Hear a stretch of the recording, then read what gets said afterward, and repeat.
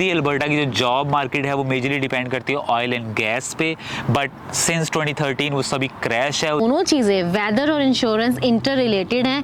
Housing can be cheap there as of affordable prices and less taxes, but बच्चों के लिए scope कम है as in terms of activities, employment और higher education. Hello positives, welcome to our channel Canada Positive. My name is Pankush I'm Neha. and we live in Canada as a permanent resident since 2019. So 2019 India में हमने दोनों ने decide किया कि we will leave our government jobs and we decided to move to Canada. Initially we landed in Calgary in 2019 July, but We moved out of Calgary in 2020. so आज यही story आपसे share करने वाले हैं कि why we move out of Calgary in a year. As we all are very well aware कि Calgary जो है बहुत hot topic है regarding housing and low taxes as compared to Vancouver, Toronto and other part of Canada.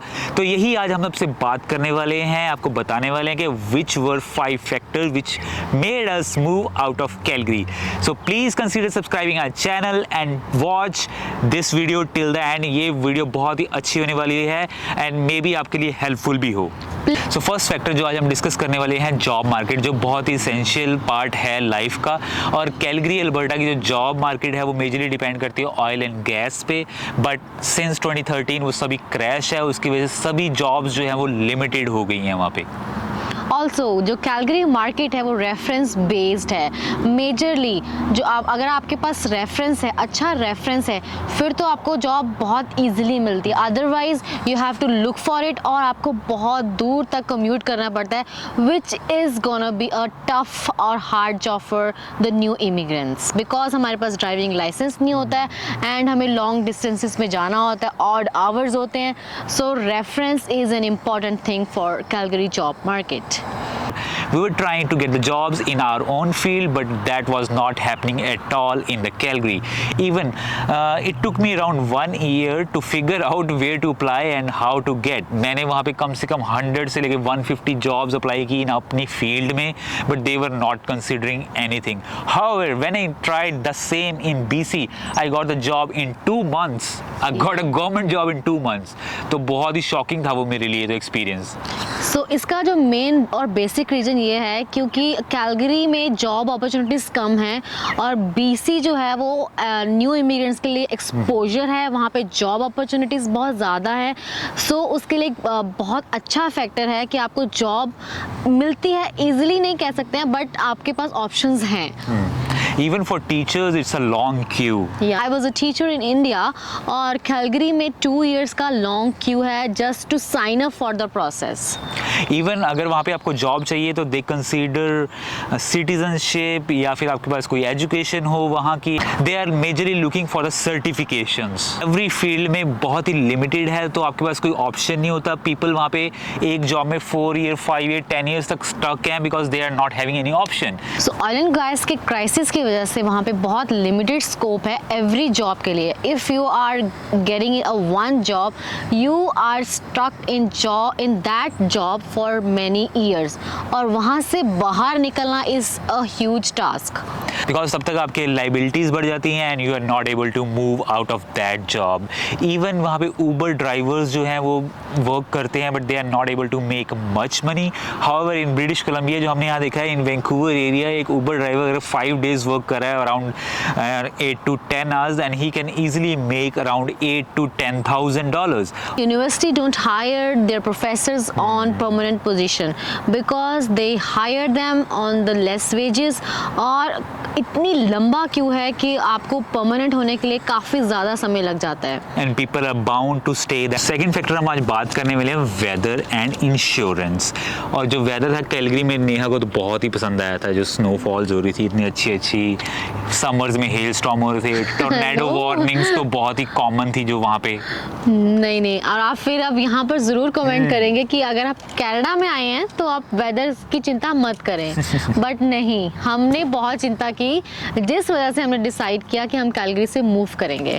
तो India से हमने ये सोच के डिसाइड किया था कि हम कनाडा मूव करेंगे फॉर क्वालिटी ऑफ लाइफ। और जब स्नो पड़ती है तो रोड्स इतने स्लिपरी हो जाते हैं कि गाड़ियों की जो एक्सीडेंट है वो चांसेस बहुत बढ़ जाते हैं, और उससे क्या होता है कि आपकी इंश्योरेंस, आपकी गाड़ी की मेंटेनेंस कॉस्ट बढ़ती है, and you and up in buying 4x4 trucks और SUVs।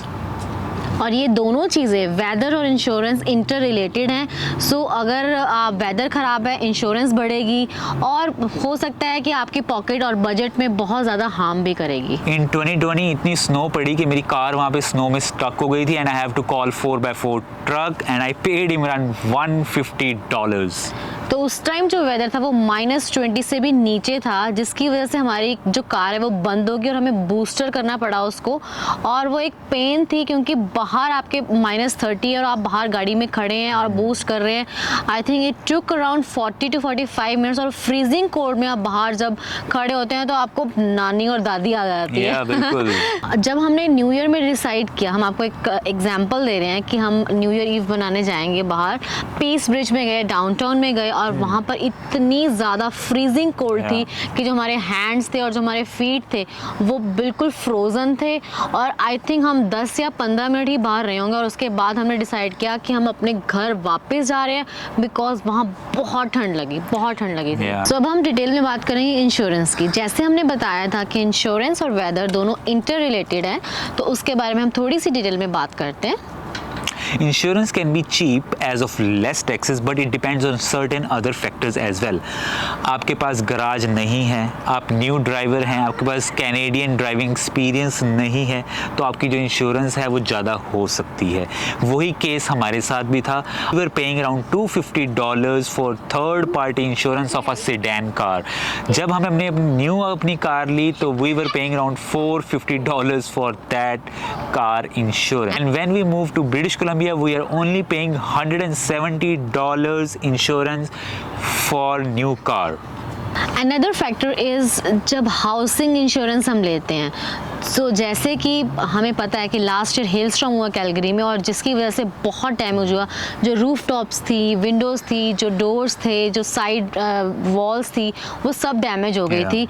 और जो इंश्योरेंस थी हाउसेस की वो बहुत ज़्यादा एस्केलेट की है, तो वो एक पॉकेट में बहुत ज़्यादा हार्म कर रही है लोगों की। और अभी तक जो वो डैमेज है वो अभी रिपेयर नहीं हो पाया है, एंड नेक्स्ट 2 years तक ये सारा रिपेयर और ये प्रोजेक्ट चलता रहेगा। When broken windshields are very common in all vehicles in Calgary due to bad weather.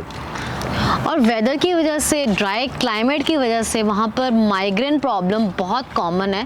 वो हमने भी फिगर आउट किया था, क्योंकि हम सोचते थे हम वर्कलोड है, हम जॉब से आ रहे हैं तो हमारे सिर में थोड़ा सा हल्का सा दर्द हो रहा है, बट हमें काफ़ी देर बाद पता चला कि वो ड्राई वेदर और क्लाइमेट की वजह से हो रहा है। थर्डली हम बात करने वाले हैं पब्लिक ट्रांसपोर्ट की, और पब्लिक ट्रांसपोर्ट कैलगरी में मेनली डिपेंड करता है बसेस एंड ट्रेन्स पे। थर्ड ऑप्शन इज़ ऊबर और कैब, जिसके बारे में हम यहाँ बात नहीं कर रहे हैं। तो पब्लिक ट्रांसपोर्ट कैलगरी में सफिशिएंट है, but they are not well connected to every corner. तो आपको एक जगह से दूसरी जगह जाने के लिए आपको थोड़ा सा चलना पड़ सकता है, और वहाँ पे ब्लैक आइस होती है तो गिरने के चांसेस भी हैं। ये हमारे साथ भी हुआ है। जब हम नीचे न्यू आए थे तो हमने 2-3 बार गिर के अपनी हड्डियाँ पसलियाँ तोड़वाई हैं। सो मैं आपको अपने यहाँ पर पर्सनल एक्सपीरियंस शेयर करूँगी कि जब मैं नाइट जॉब जाती थी और तब -30 होता था और स्नोफॉल हो रही थी, और घर से बस स्टेशन सिर्फ 3 मिनट्स की वॉक पे था, और वो मेरे लिए बहुत हार्ड होता था। और अनदर एग्जांपल इज़ अमेज़ॉन, जो है वहाँ पर बहुत इजीली जॉब मिलती है, बट वहाँ पर एक्सेसिबिलिटी नहीं है पब्लिक ट्रांसपोर्ट की, सो वहाँ पर आपको कार राइड शेयर करनी पड़ती है। एंड थर्डली, जब हम लोग रहते थे नॉर्थ ईस्ट में और मैं जॉब करती थी नॉर्थ वेस्ट में, तो वहाँ पर अगर आपने पब्लिक ट्रांसपोर्ट लेना है तो इट टेक्स अराउंड 1 hour और 1 hour 15 minutes। और वही जब मैंने अपने किसी कलीग के साथ अपनी राइड शेयर की, then it was taking me I think 20 minutes। So बहुत ईजी हो गया था वो कार शेयर में, कार पूलिंग में, बट वही अगर आप पब्लिक ट्रांसपोर्ट लेते हैं it's really hard. Even for old people who can't drive, it's very difficult for them to take the public transport and then walk to their destinations. सो अब हम बात करते हैं फोर्थ फैक्टर की, जो बहुत अल्यूरिंग एंड अमेजिंग फैक्टर है Calgary के लिए specially, that is housing. Yes, housing can be cheap there as of affordable prices and less taxes, but there are certain other factors that we have to consider before buying a house in Calgary. So वहाँ पे पूरी societies develop हो रही हैं and people prefer to buy a new house instead of buying old houses. Because वहाँ पर new societies हैं, new locations हैं, न्यू सब कुछ होता है, तो लोग पुराना जो हाउस लेने में कंसीडर नहीं करते हैं, जिसकी वजह से उस पुराने हाउस की जो वैल्यू वहीं पर स्टेबल रह जाती है, ना वो इंक्रीज़ होती है ना वो कम होती है. Rent of apartments are same as compared to other cities. Yes, they are not comparable at all to Vancouver and Toronto downtown. And basements, जो बेसमेंट्स हैं वो अंडरग्राउंड लेवल हैं, मोस्टली अंडरग्राउंड लेवल हैं, which is quite gloomy because वहाँ पे proper ventilation नहीं होता है, प्रॉपर लाइट नहीं होती और वो कोजी नहीं होती हैं. रेंट्स ज़रूर कम होते हैं बेसमेंट्स के, बट वो कंसिडरेबल फैक्टर नहीं है to have a good quality of life. Lastly, we are going to discuss about major general factors. There is a scarcity of skilled laborers and blue collar jobs due to bad weather और उसकी वजह से mechanics और जो electricians की cost है that is pretty much high. Nothing much to do for the Calgarians apart from going to Lake Louise, Jasper और Banff.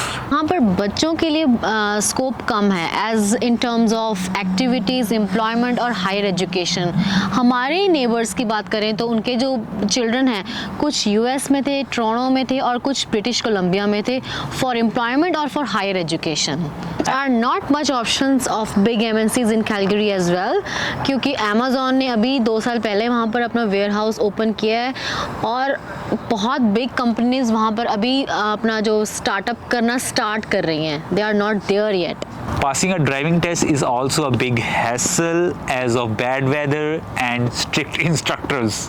या आप स्नो में गाड़ी चलाने वाले हैं तो ड्राइविंग इंस्ट्रक्टर्स जो हैं, मुझे पता है, मैंने 4 बार वहाँ पर ड्राइविंग टेस्ट दिया था और वो ऐसे नहीं है कि कैजुअली लेंगे, आपको बहुत स्ट्रिक्टली वो जज करते हैं और फिर ही ड्राइविंग टेस्ट पास करते हैं. So it's also a big hassle in there. तो let's discuss conclusion and our advice for you. तो हमारी प्रेफरेंस थी job and beautiful weather which made us to move out of Calgary. But yes, if you are considering buying home there and you are okay with the winter conditions, then Calgary is a place for you.